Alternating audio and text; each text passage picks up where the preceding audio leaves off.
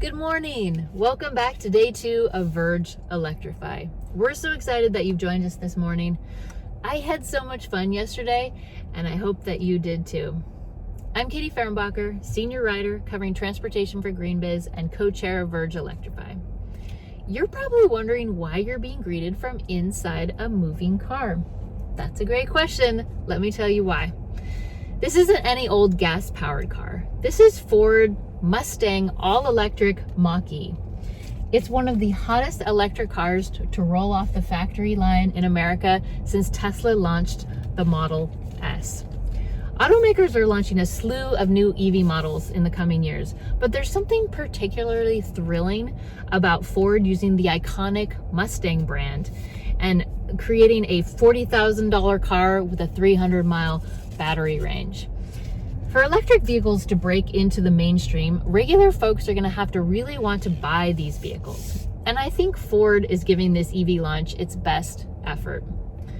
Of course, there's a lot more involved with EVs breaking into the mainstream than a cool pony logo, a hip design, a large tablet, this one is particularly interesting, and a pretty awesome sunroof. Eventually, EV drivers will have to feel comfortable charging up quickly and conveniently wherever they need to go. It'll have to be competitive with gasoline, where you just drive to a gas station and charge up and fuel up in under 10 minutes. We're going to continue the conversation on electric transportation coming up next. We're so happy that you joined us today, and we hope you have a great day of connecting with your peers, being inspired, and having a lot of fun. Welcome back to GreenBiz HQ. I'm Sarah Golden, co-chair of VERGE Electrify. That was Katie Fehrenbacher, my Electrify co-chair, driving in slow circles in the Fort Mason parking lot. To be clear, we do not recommend distracted driving. Katie is a professional transportation analyst, so please don't try that at home. As you've likely noticed in our sessions yesterday, VERGE Electrify is divided into 4 tracks: transport, buildings, industry, and the grid. Today, we are featuring talks in every one of those categories. And kicking off the conversations will be in transportation. So I am so pleased to welcome Allison Malky, who is the Executive Director from the Commission on the Future of Mobility, in conversation with Mary Nichols and Michelle Forche from Vallejo. Take it away. Thanks, Sarah. Hi, I'm Allison Malik, the Executive Director of the Commission on the Future of Mobility. The Commission on the Future of Mobility is a coalition focused on making our transportation networks safer, more convenient, environmentally sustainable, and accessible to everyone all around the world. I'm joined today by 2 of our Commission members, Mary Nichols, my co-chair of the Commission, and Michelle Forestier, the Group Chief Engineer and Marketing Officer of Vallejo. Thank you so much to you both for joining me today. To kick it off, we're going to talk a bit about electric vehicles. First, I'd like to ask a question of Mary. What do you see are the biggest drivers of growth in electric vehicles in the US? You know, this is one of those situations where I think a consumer product is taking off exponentially just as a result of it meeting needs that the customers have. So it took a long time, decades really, where government policy and subsidies were essential to keep industry focused and to keep the whole idea of electric vehicles as well as the technology moving forward. But we have now gotten to the point, certainly in California, and I'm seeing increasingly elsewhere around the United States, where people can actually see and drive electric vehicles. And once they have a chance to do that, they see how terrific they are. And so it's beyond theory, it's now the reality, and people want to get their hands on them. There are just enough models out there now to meet people's needs. The range covers most of what people need. The questions about how am I going to refuel and where am I going to refuel have been not completely answered, but answered for many people. And so we're just seeing this market take off. Great, thank you. And Michelle, I'm wondering if you could give us a view from around the globe. What drivers and form factors do you see for EVs being adopted globally? Well, regarding drivers, we see mostly two. First are the CO2 regulations, which are already enforced everywhere, and especially in Europe and in China. So it has triggered in 2020 a significant shift on the market where EVs are no longer an option. And the second is pollution, local pollution that drives many of the mayors of the big cities to ban ICEs, internal combustion engines or diesel engines. And therefore, both combined together gives a clear trend towards EVs, which are definitively the future of the automotive. And when we look to the mobility and the electric mobility, the fascinating thing today, it is no longer a one-size-fits-all EV solution that we see appearing. It's really a blossoming offer of mobility from two-wheelers, three-wheelers, robo-taxis, droids, delivery, last-mile delivery stuff. So that's very exciting because we see, especially in cities, a really growing activity to deliver solutions which are really multiple and very diverse. And all of them are electric because they have to be in the cities, they have to be clean, and they have to be zero CO2. So we are really at a turning point where we see this going very, really accelerating now. Wonderful, thank you.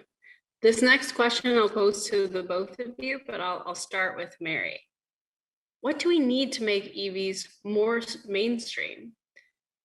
Are there policies, technologies, collaborations, or any collection of the three that you think would help to bring EVs more into the mainstream? Sure. Well, I think it's all of the above, although I would say this week's announcement and unveiling by Ford of the F-150 truck and their all hands on deck approach to making it a successful commercial vehicle in the marketplace, marketing it to cities and to fleets and to commercial users of all kinds. This is the biggest selling vehicle in the United States. And so the fact that Ford is all in on the electric version of it, I think in and of itself is a mark of being mainstream. But I like the word blossoming about what's happening out there in terms of making electric vehicles real and mainstream, because it seems to me that it does take everybody beginning to think in EV terms without it having to be only a mandate on the part of the air regulators, of which I myself have been one, and I'm not in any way shying away from that. But I feel that we did our job by sending the message to the entire world, and particularly to the developers, that these vehicles were going to be required. Now the time has come for the transportation planners and the designers of buildings, the architects, the urban design gurus, the people who were worrying about other forms of transportation, including walking and biking, to plan for the reality that EVs are going to be a part of that mix, and they need to be, a place needs to be made for them. Great, thank you. And then Michelle, yes, I would love your comments on this as well. I cannot say better what Mary said, but I could maybe add up one point, which is really crucial for me. I do believe that affordability is the essence of mainstream development, and cost and price is something that's going to be really necessary. And we are technology providers who are really working in order to make technology affordable. I do believe that would be really the turn of the technology in the next months, years to come. Because if we want to go mainstream, we cannot just have a high-tech technology which is high cost that will be reserved for happy fews. We need really all the people to go for it. And for this, we need the kind of 4T concept that could be going to be deployed everywhere and for everybody. Maybe Michelle is exactly right. I want to just double underscore that line, that availability of vehicles includes affordability. And we saw what happened with solar, for example, when the price came down. Suddenly it wasn't a question mark anymore if people were going to put solar in new construction. And I think we're beginning to get to that point. We're very close to that point, at least with electric transportation as well. An excellent parallel and something that'll be important for all of us to continue to watch and support. This next question is for you, Mary, and I'm curious, we've talked a lot about passenger EVs, but there is a big push now for electrification of freight vehicles, so medium and heavy duty vehicles, to help also take emissions out of the movement of goods, not just the movement of people. I'm wondering if you could talk through what challenges remain for the broader adoption of passenger EVs versus EVs using for freight? Like, what are some of the differences that we see in terms of holding back that progress?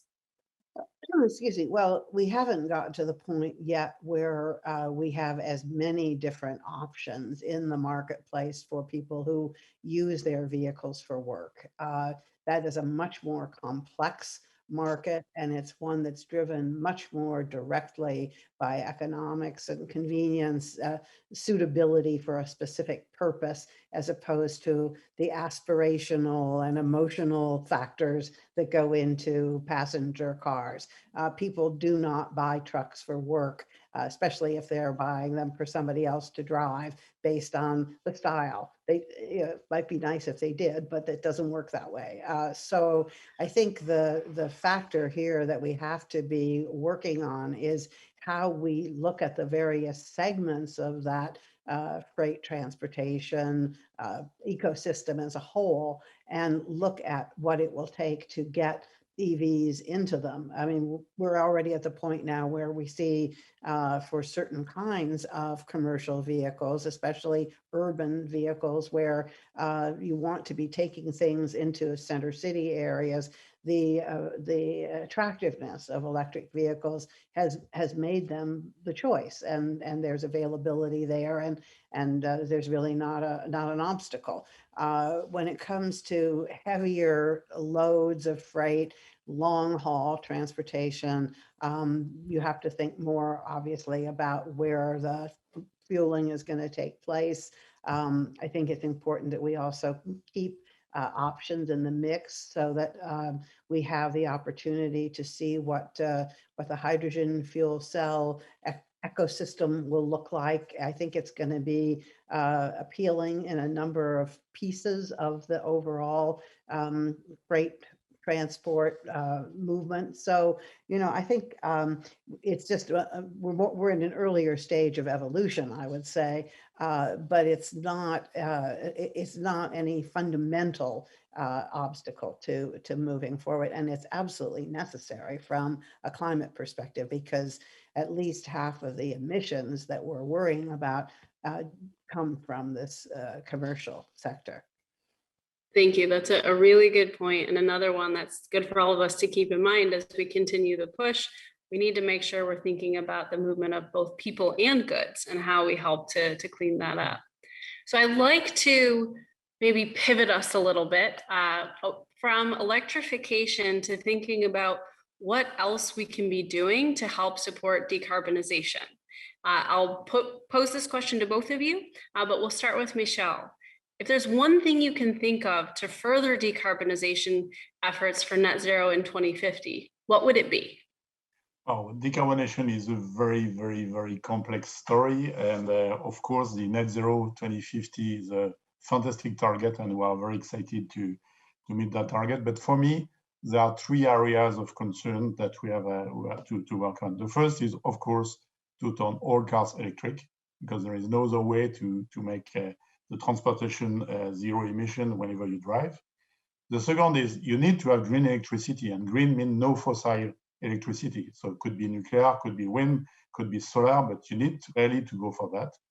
And the third, which is probably the more complex, and for us industrial, which is really, really an issue, is to make sure that all of our value chain, I mean the suppliers, not only the car, but the component in the car, and the component in the component, and the component in the component in the component, are made with decarbonized electricity and energy, so as to make sure that the full value chain turns zero. And that's a huge, huge, huge work, because it's a complete ecosystem of the industry that has to be completely swapped into a new way of doing things. And I do believe that probably this is a hidden part of the iceberg, but this is probably where we need to put a lot of efforts. Thank you. And that is a very good point. As we think about the carbon footprint of our transportation, it doesn't start when the vehicle comes off the line. We really need to be thinking about the whole life cycle. So Mary, I'd like to pose the same question to you. If there's one thing that you can think can further decarbonization efforts for net zero in 2050, what would it be? I think recognizing that mobility is the issue and the goal, not electrification or any one particular technology, but a recognition that we need to serve the needs of people. And while the move towards urban mega cities continues around the world, and it is essential, given the numbers of people who are affected, that we address their needs at the outset. It's also important to recognize that our food, which we depend on, our water, and our electricity in many instances come from farther away, and rural communities and the need to protect landscapes and the people who live in them are not lessening because the numbers of people making their living on the land are going down.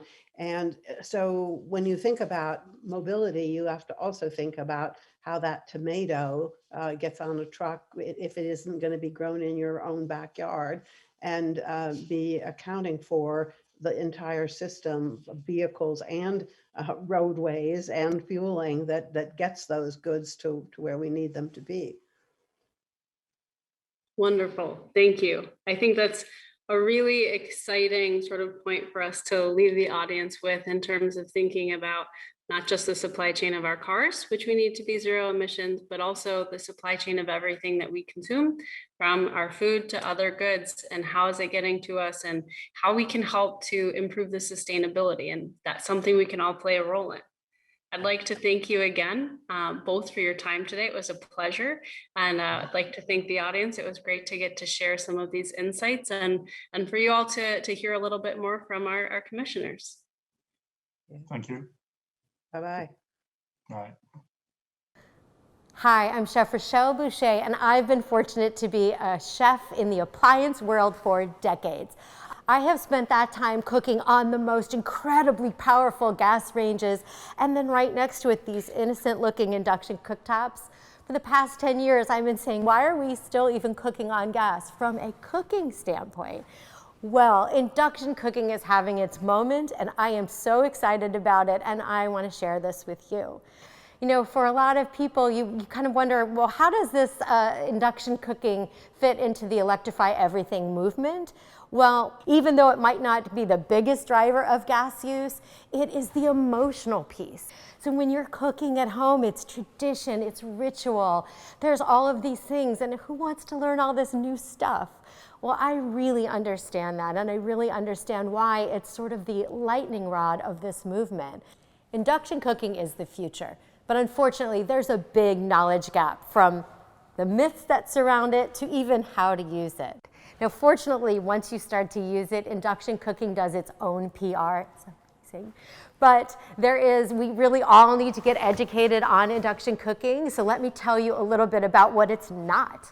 Right? It's not that old coil electric that's just so awful to clean and control. It is not that radiant electric that's flat, gets super hot, again, terrible to clean up, impossible to control. What this is the opposite of that, really. What induction is it's an electric connection with your pans. There's a copper coil under here. It connects directly with the pan, and it creates a safe, powerful heat directly inside the pan. It is Kitchens 2.0. Another thing that induction cooking is not, it is not a barrier for cooking certain foods. You can easily char a pepper really beautifully. Look at that. You can get tortillas just crisp and beautiful. Oh my goodness, look at this. Tortillas just come alive. You get a beautiful, beautiful crispy char in that if you'd like.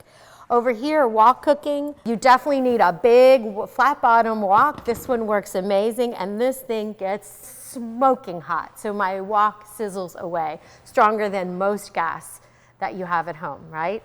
It's a lot of fun to cook on. It is also not a reason to throw out your cookware. All of the cookware they're going to show you right now, that all works on induction and many more. As long as a magnet sticks to it, it's going to work. That's your test. So I can tell you what induction is. It is significantly more powerful. So I'll put this on. You can see this is room temperature water. And yes, I have $20 bill here. I can boil this water incredibly safely, incredibly quickly, and be safe enough to keep the money right there.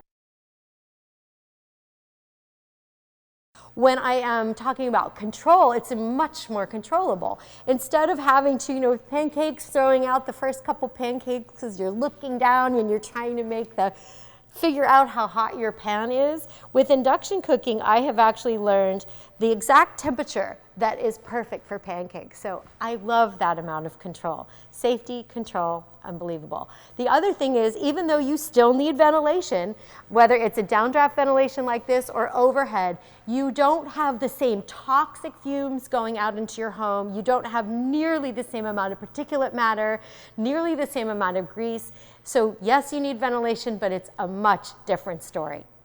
So these are just a few reasons why I'm in love with induction cooking. But wait, there's more. A lot of us are sort of used to cooking a certain way, and I understand, and you are not realizing the sacrifices that you're actually making until you make this change. Now that I'm completely an induction chef, I love that I am not going to catch on fire here, right? Pretty convenient. I kind of like the idea that I don't have a gas fire inside my house. When it comes to safety, look, my handles are not super hot. That's an enormous difference. And cleanup, incredibly easy. Look, I can clean. Now this is a little bit hot for sure. It's reflecting back that heat, but look at that safety and that ability to clean. That is quite a bonus, right? So there's a lot of other reasons that I'm in love with induction cooking. So you can help bridge the gap. As I said, I understand that change is hard, especially when there aren't a lot of places to try this ourselves. For us early adopters, we can listen, learn, get inspired, and hopefully inspire others to join us in the electric kitchen revolution. Huge thanks to Rochelle Boucher for making me want an electric induction cooktop. We need that enthusiasm as we transition to gas-free homes and buildings.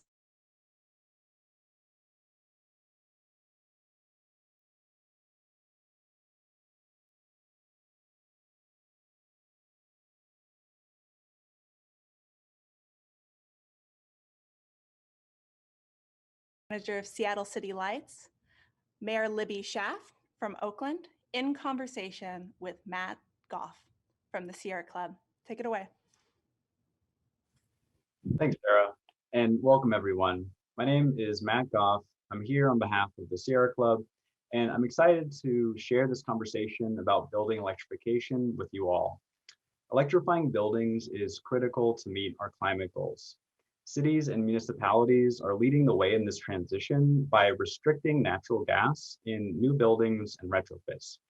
In California alone, 44 cities have already adopted building electrification policies, and other states are considering and adopting similar building electrification policies. I'm pleased to welcome two local leaders who are on the front lines of policies incentivizing the new generation of buildings.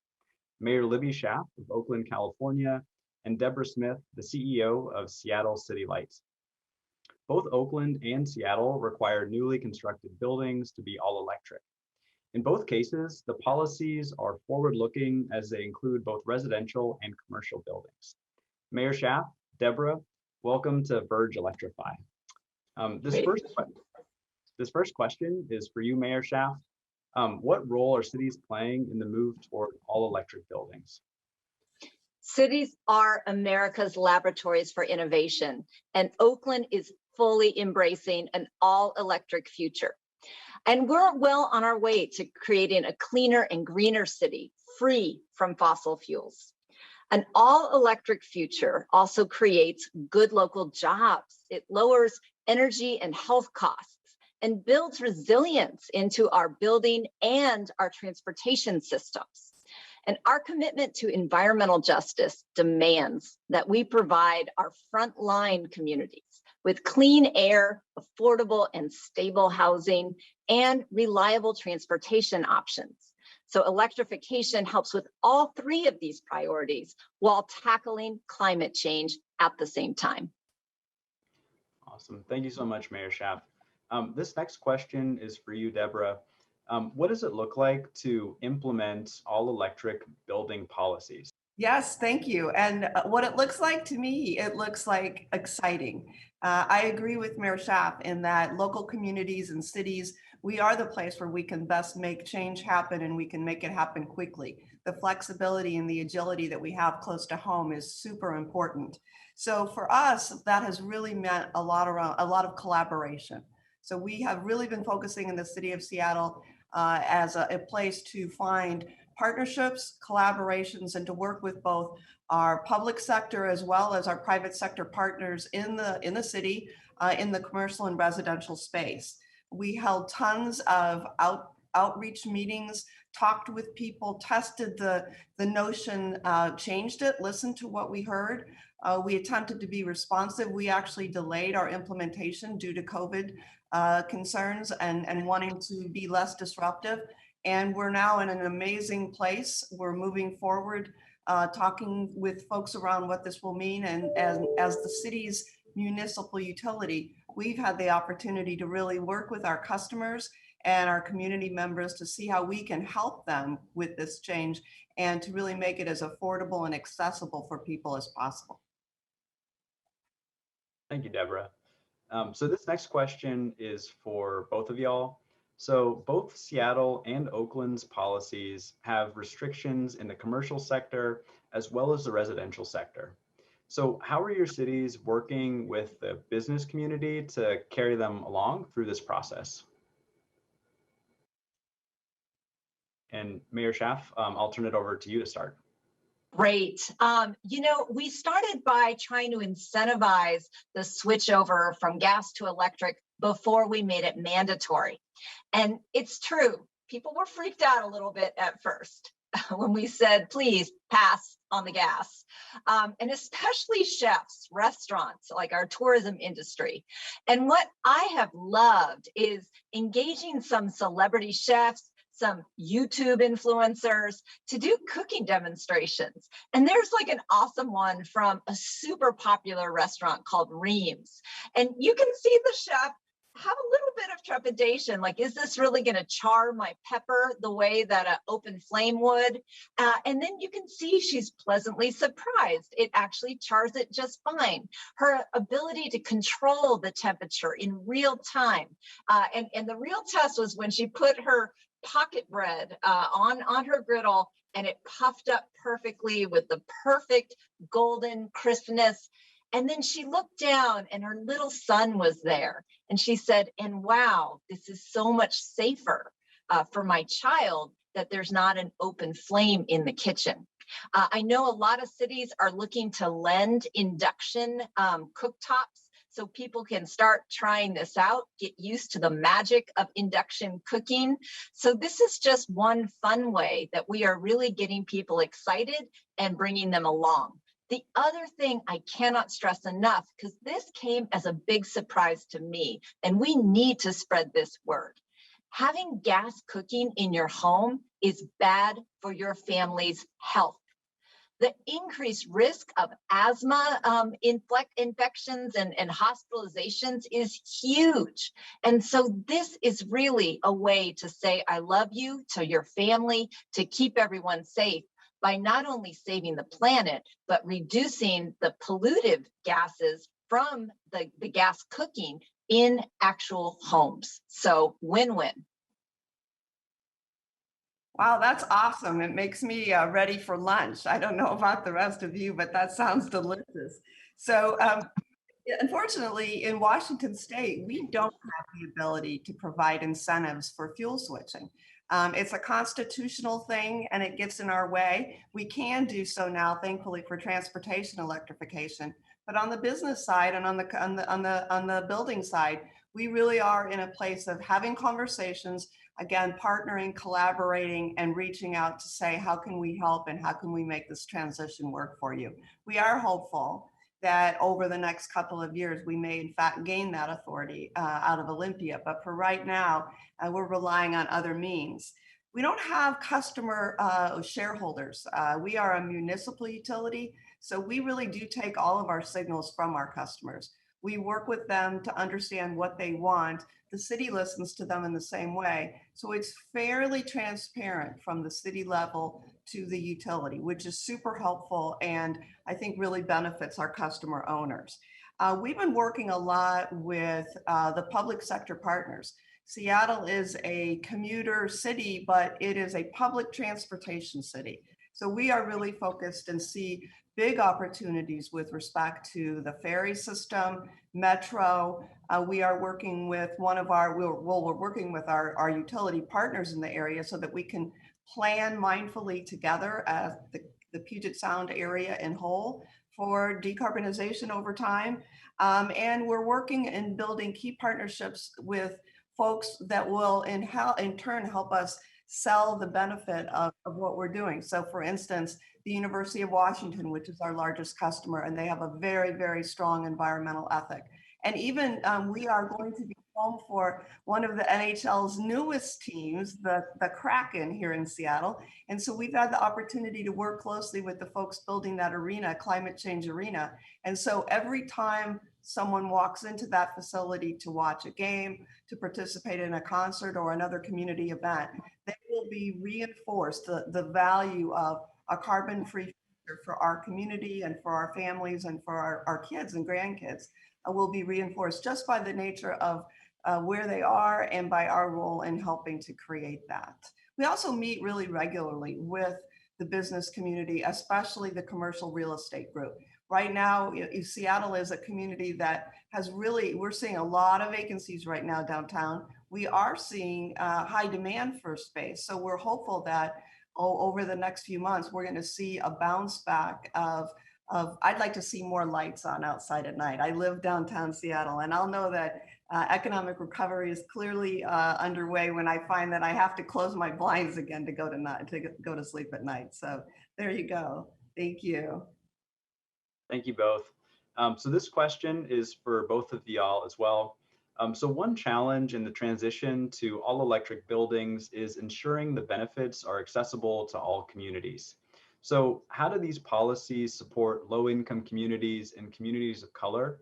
And how are you ensuring that these communities aren't left behind? Deborah, I'll turn it over to you to start this time. Just when we thought we had the cadence down. Yes, I think that's probably the most important thing here. And we are really taking that responsibility seriously. I'm sure like most cities, and I'm sure this is true for the mayor as well, when COVID happened, and then when we found ourselves in this period of, some folks use different terms, but we'll just call it a racial awakening. How about that? We knew that we wanted to build Seattle back as a better city. And that really had to do with undoing or reversing the long-term impacts of institutional racism. So as we move forward and we look at how we decarbonize our built environment, as we move towards a truly clean, green environment, we are committed to focusing those investments first in the communities and for the benefit of the people who have traditionally receive those benefits last. So we take environmental justice very seriously in Seattle. We're working with our partners and we are really committing to that.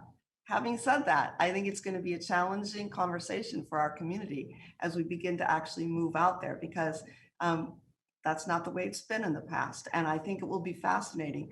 It is one thing to say what we believe in, and we do believe in it. It is another to experience the inconvenience, I will say as a person of privilege, that others have experienced their whole lives. And so we expect this to continue to be a challenging conversation for our community, but an absolutely amazing opportunity to put our actions, align our actions with our words, and to truly make a difference in the lives of folks going forward. We're really focused on affordable housing.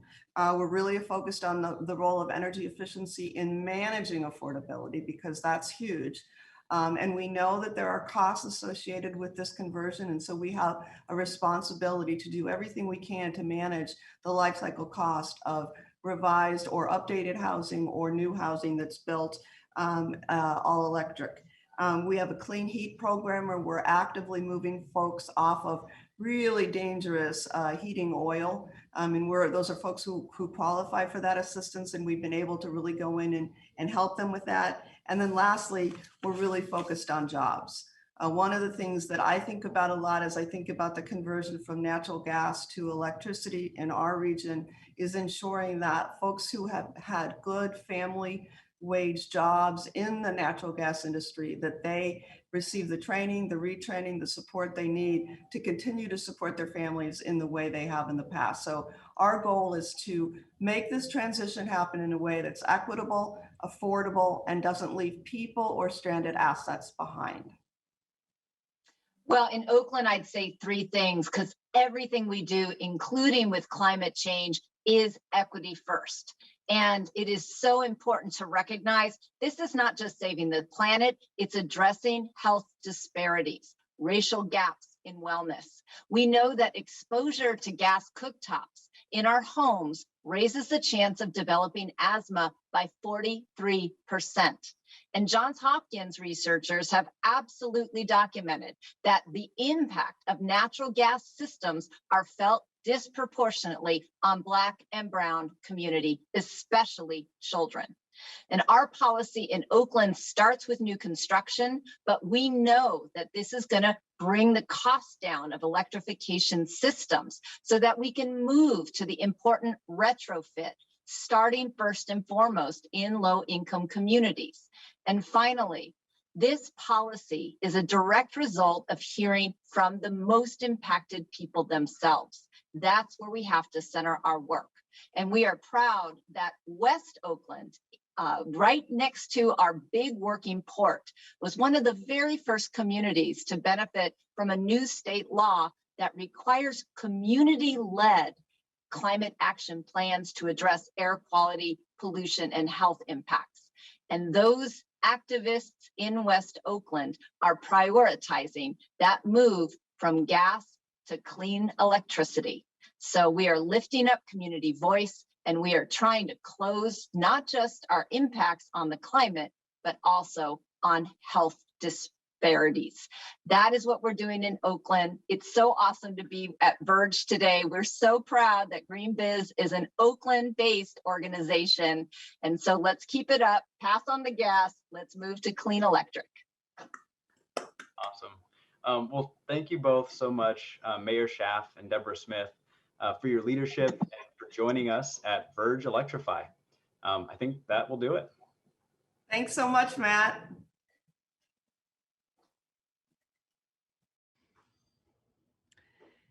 Thank you, Mayor Schaaf and Deborah Smith, for your leadership. So far, we've talked about transport and buildings, but what about industry? Industrial emissions are a bit of the electric elephant in the room. Of the three sectors, industry is the one that is furthest away from solutions. To help us understand where we are and where we're going, I welcome my colleague, Shauna Rappaport, in conversation with the White House's lead on industrial emissions, Jane Flegel. Shauna, take it away. Thank you, Sarah, and hello, VERGE Electrify community. My name is Shauna Rappaport. I am the Senior Vice President and Executive Director of our VERGE event.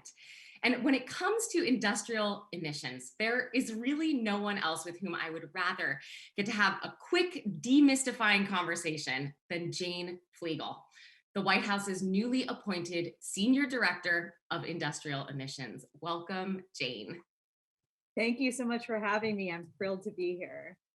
So the term industrial emissions seems to be surfacing with increased frequency in the news, in my inbox, at our VERGE events, and for very good reason. They represent nearly a third of global emissions, and yet the conversation and the solutions are still somewhat nascent. There's a lot here to demystify. And that is why we're so honored to have you with us, Jane, to answer some somewhat basic but really essential questions, a 101 on industrial decarbonization, if you will.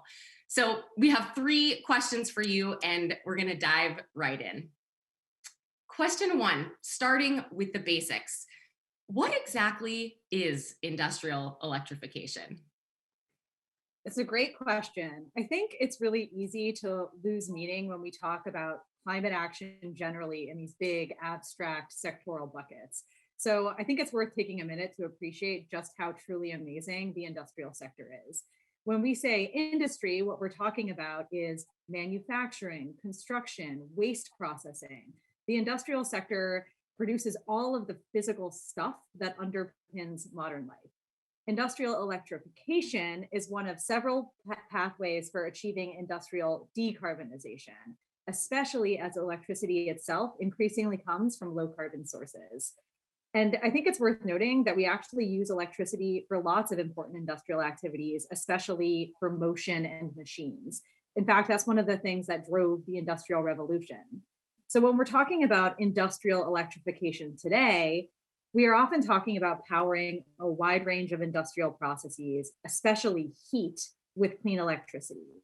We have to find ways to do things like melt metals and produce steam without emitting greenhouse gases.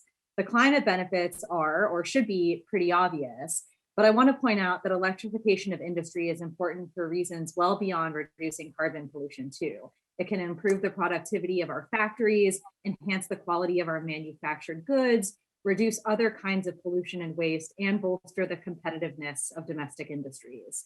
And moving forward, direct electrification is likely to be especially important for providing low to mid-temperature heat, powering machines, and enabling fuel switching. But there's also a lot of really exciting innovation happening in industrial electrification in other areas too, like indirect electrification, where we use clean electricity to produce hydrogen, which is then used by industry, or electrolyzing iron ore directly to produce steel. So the bottom line is that industrial electrification has a critical role to play, not only in getting rid of carbon pollution, but in enhancing the competitiveness of US manufacturing while cleaning up the air and water for communities that live near these facilities. Talk about a summary in like 3 minutes. You nailed that. I want to go back to impact for question number 2, and to talk a little bit more about why this is so important. Maybe you can go a little deeper into some of the things you just brought up, both in terms of the problems and in terms of the potential.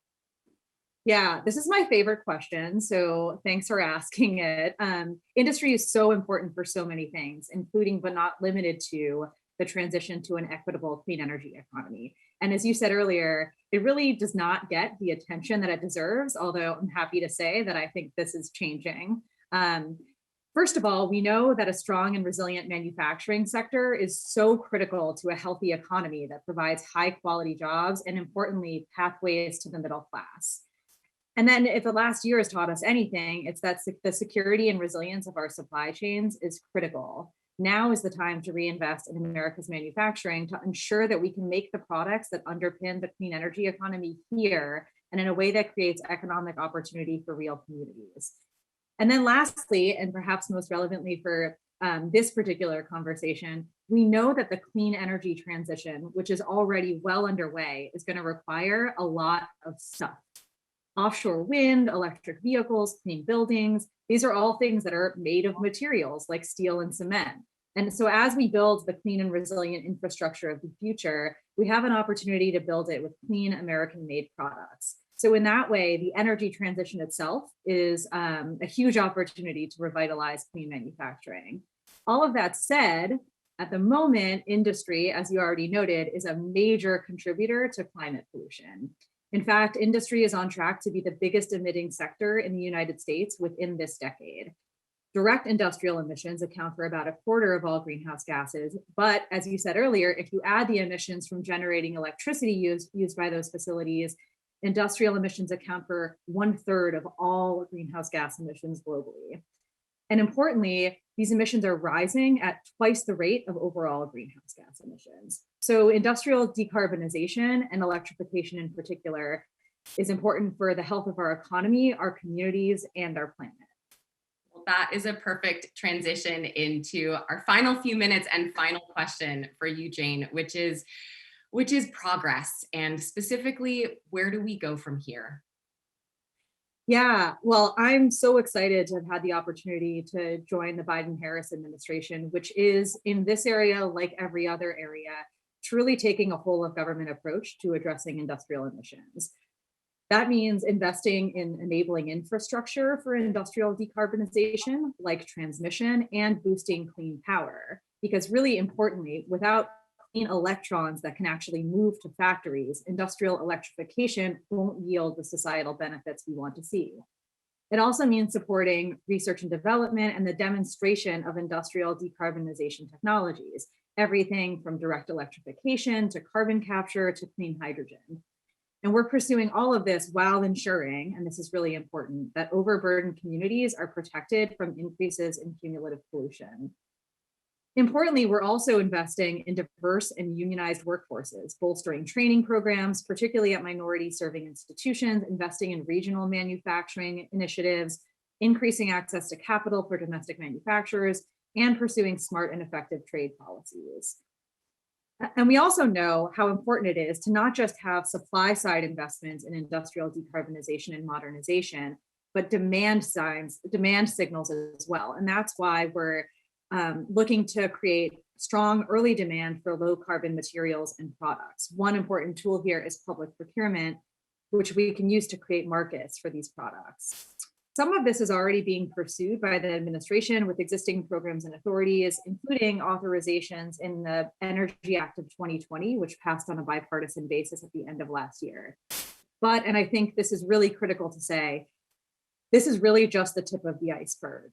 The American Jobs Plan would fundamentally transform our ability to tackle these issues head on. The Jobs Plan includes historic investments to accelerate industrial decarbonization while investing in a more competitive and resilient domestic manufacturing base.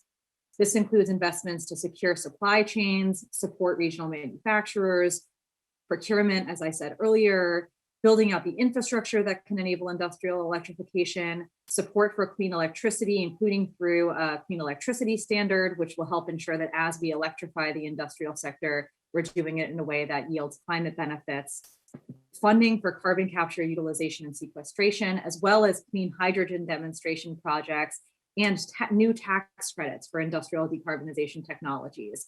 And that's just a small set of a list of much more things that we're looking to do in the jobs plan. So the bottom line is that if you care about manufacturing, you should be thrilled about the American Jobs Plan. And the administration is just extremely excited about industrial electrification. I think it's great that I'm in a job that's never existed before, which signals just how important we think this is, and its role in building a strong, equitable, competitive, and clean economy. And so we're really looking forward to working with all of our partners and stakeholders, including the VERGE Electrify community, as we move the ball forward. Jane, you have definitely gotten me more excited about industrial electrification, Yay. and I'm sure that it's true for our audience and our community as well. I genuinely feel more hopeful about progress in this area, knowing that you are in this new leadership position. Jane Flegel is the Senior Director for Industrial Emissions at the White House. Thank you so much for joining us today, Jane. Thank you so much for having me. Sarah, back over to you. Thank you, Jane. This is clearly complicated, and I'm so glad we have you working on this. Of course, to realize this beautiful all-electric future we've been talking about, we need a grid with abundant, cheap, clean electricity that's also reliable. So I am very excited to welcome Leah Stokes to talk about grid resilience. Leah is one of those people that seems to be everywhere at once, and I'm a huge fan of her writing and her podcast, A Matter of Degrees. So Leah, over to you. Hi, everyone. My name is Leah Stokes, and I'm a professor at UC Santa Barbara, where I work on climate and energy politics. And today I'm going to talk a little bit about grid resiliency and the opportunity that we have right now with the Biden infrastructure plan to try to tackle some of these issues. I'm sure folks tuning in have been following the news.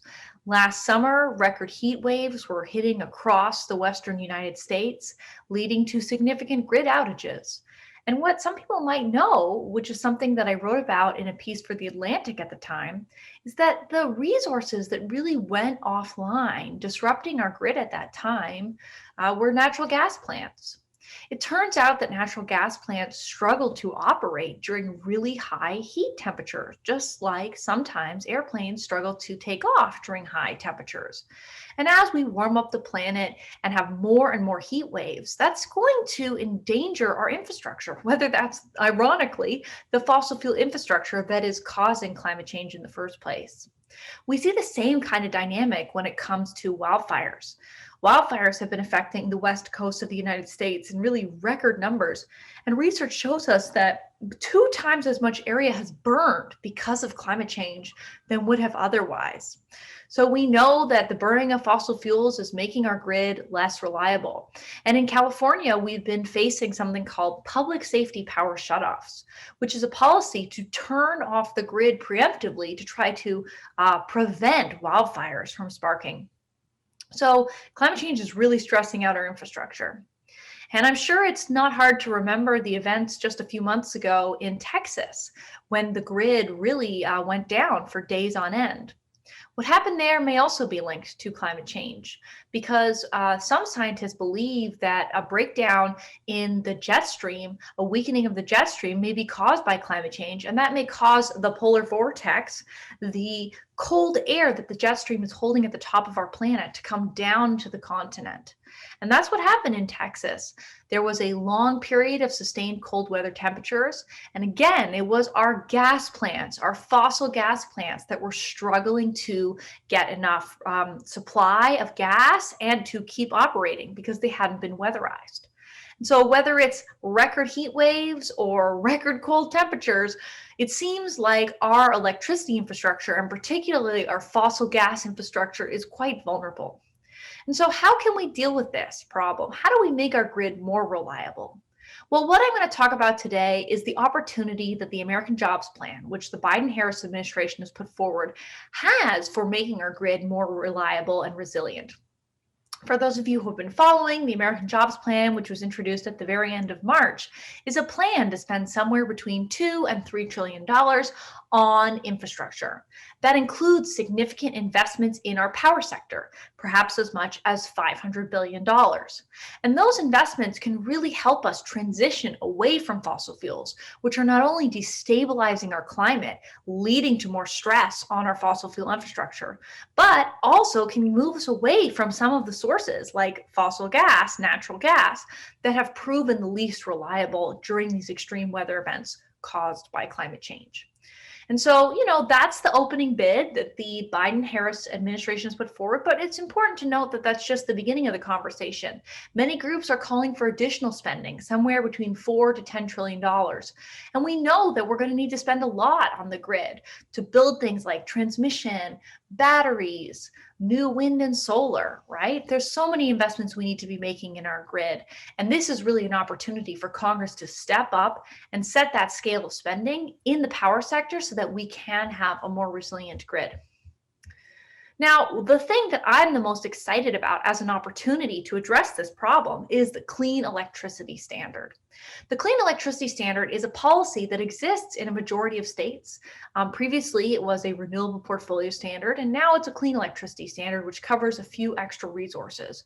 And the idea that President Biden campaigned on was to get 100% clean electricity by 2035. Right now, we're at about 40% clean electricity. And so what we're going to have to do on that pathway to 100% by 2035 is pass 80% by 2030. And that's a really important target because what that means is that we're going to try to double the amount of clean electricity on our electricity grid this decade, going from 40% to 80%. Like I said, this is a very proven policy. Already, more than 1 in 3 Americans live in a state or a city that is targeting 100% clean electricity. So can Congress do this? Can Congress pass a clean electricity standard? Of course they can. They can do it through regular order, but that would require enough Republicans in the Senate to support the policy, right? We need to get to 60 votes, and that is unfortunately not seeming very likely. It could be done by getting rid of the filibuster, but Senator Manchin has made it clear that that's not something that he wants to do. And so that might leave budget reconciliation on the table. This is a process that allows a simple majority of 50 votes to pass legislation. It's the same process that was used to pass the COVID relief bill just a few months ago. And we know that a clean electricity standard can fit within that approach. Even Secretary Granholm of the Department of Energy has recently said that. So why do we need to do this? Why do we need a clean electricity standard? Well, we know that our grid as it is has been underinvested in, that it is a lot of polluting infrastructure, a lot of unreliable infrastructure, and we need to turn away from that. One of the most important things we're going to have to do is extend the tax credits. There have been 2 critical tax credits for renewables that come and go, unlike fossil fuel subsidies and tax credits, which stay around forever. These are the investment tax credit and the production tax credit. And extending those for 10 years is a really important thing to do. But we need to go farther, because what modeling shows is that those tax credit extensions will probably only get us about halfway to the 80% target that we need by 2030. So to go all the way, we need that clean electricity standard. And if we hit 80% clean power by 2030, what will that mean? It will mean we will slash our carbon emissions from the sector by 86% below 2005 levels. We'll slash sulfur dioxide pollution by 93%. We'll slash nitrous oxide pollution by 76%. Got to get these numbers right. So these are huge pollution reductions, to say nothing of particulate matter and mercury, which are causing huge health problems for communities all across this country, particularly communities of color who are on the front lines of pollution. So why is electricity so important? Maybe I don't need to convince the group of this, but the idea here is that if we combine electricity, clean electricity, with electrification, we can have a system of running our society without so much pollution. In fact, clean electricity plus electrification can cut up to 75% of our pollution from carbon. Why do I say that? Well, right now, the 2 biggest sources of our pollution, each right about 30% of our pollution, are electricity and transportation. And cleaning up our electricity system and electrifying huge parts of the transportation sector can dramatically shrink those numbers. Industry contributes another 22%, and what experts suggest is that we might be able to electrify up to half of heavy industry, so we could cut that in half. And of course, our buildings, where we're using dirty fossil gas and actually creating quite dangerous indoor air pollution through things like cooking on gas stoves, we can bring that down to 0, and that would be another 12%. So if you add up all those numbers, you get to 75% reduction in carbon pollution. And some people might say, well, if we're going to rely on electricity to do so many more things, to heat our homes, to do our cooking, to drive our cars, won't it be scary when the grid goes out? Well, guess what? This approach will actually give us more resiliency, because you know what an electric vehicle is? It is a giant battery. It is a way that we can have backup storage when the grid goes down or when we have shortages. Right now, electric vehicles are mostly not set up to do that 2-way flow of power, but they could be. And so there are ways that we can make our demand side more flexible, that we can use the electrification of transportation and buildings to actually make the grid more resilient, make our electricity system more stable over time. So this is really one of the biggest things on the agenda right now, and I would encourage folks to get involved, because the Clean Electricity Standard is not just going to clean up pollution, whether that's carbon or conventional air pollution. It's also going to help us invest in our grid and keep it more resilient. Thank you, Leah. I wish I could go back in time and somehow be a student in Leah's class. You may remember that yesterday I said electricity is a source of inspiration for artists. Our next clip features the first synesthetic piano, an instrument that recreates the sensation of synesthesia by combining music with lights.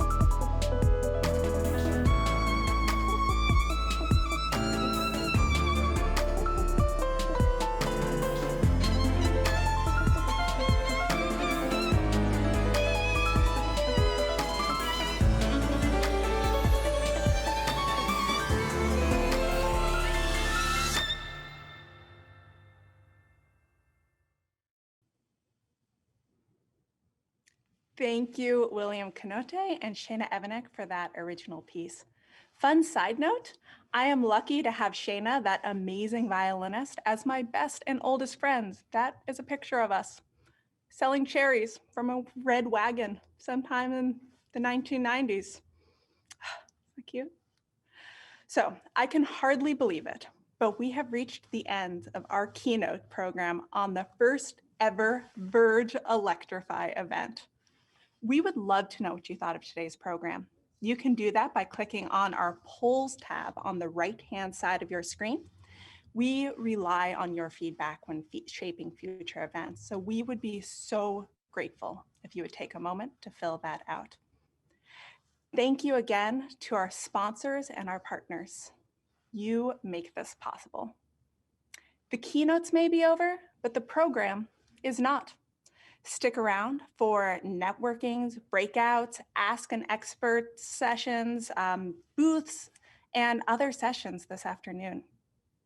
We'll be diving into how to make building electrification equitable with Donnell Baird of Block Power and Holmes Hummel, how to decarbonize companies' supply chains with people from Mission Possible Partnership, the future of batteries when everything's connected, and how green hydrogen fits into Electrify Everything. We'll also have our Ask an Expert sessions, one with Shayle Khan on deep decarbonization, and we'll also have experts talking about California's ZEV goals, and another on microgrids. Stick around. From all of us at GreenBiz, thank you for joining.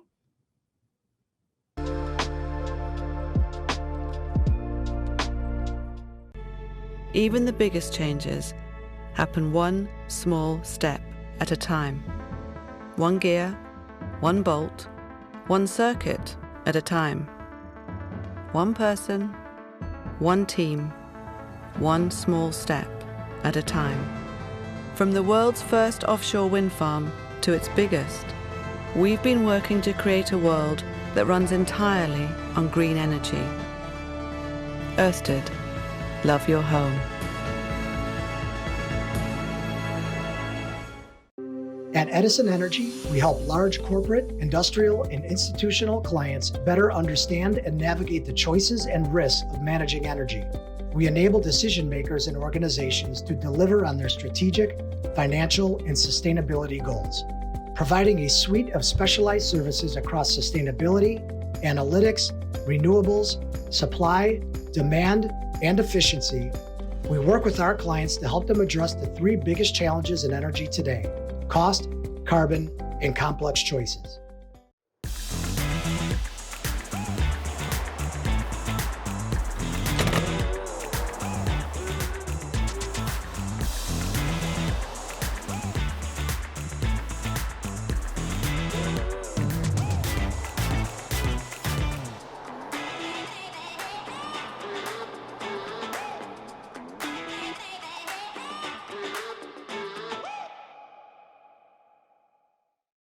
Know what a microgrid is? A localized grid that's always on, a safe haven of power. It's reliable, on-site power, even when the grid is down. It's resilient, powers through typhoons, hurricanes, blizzards, and more.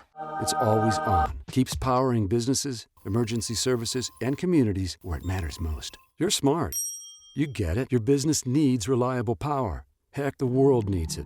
Not sometimes, not until there's an outage, always. Always on power from Bloom Energy.